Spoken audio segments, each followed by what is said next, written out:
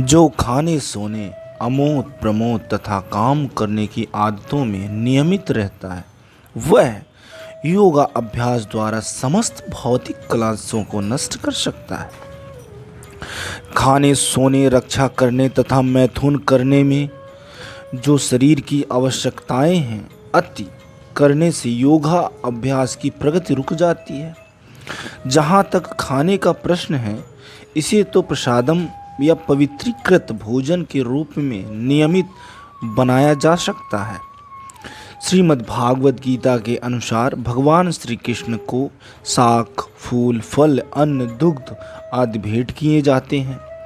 इस प्रकार एक कृष्ण भावना भवित व्यक्ति को ऐसा भोजन न करने का स्वतः प्रतिक्षण प्राप्त रहता है जो मनुष्य खाने के योग्य नहीं होता या सतोगुणी नहीं होता। जहाँ तक सोने का प्रश्न है, कृष्ण भावना भवित व्यक्ति कृष्ण भावना मृत में कर्म करने से निरंतर सतर्क रहता है, अतः निद्रा में वह व्यर्थ समय नहीं गवाता।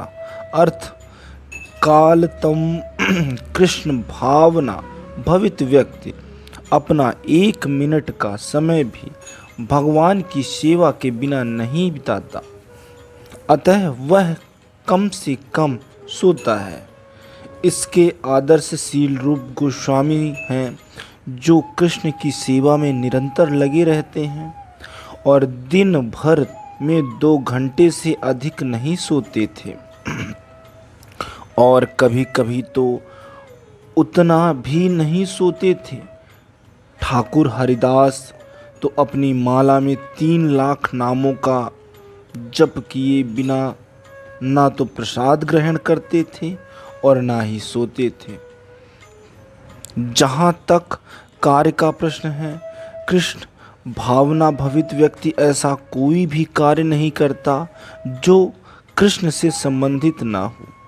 इस प्रकार उसका अर्थ कार्य सदैव नियमित रहता है और इंद्रिय तृप्ति से आदूषित।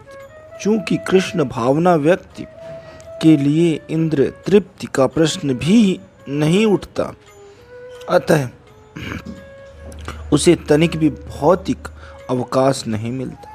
चूँकि वह अपने कार्य वचन निद्रा जागृति तथा अन्य सारे शारीरिक कर्मों से नियमित रहता है, अतः उसे कोई भौतिक दुख नहीं होता।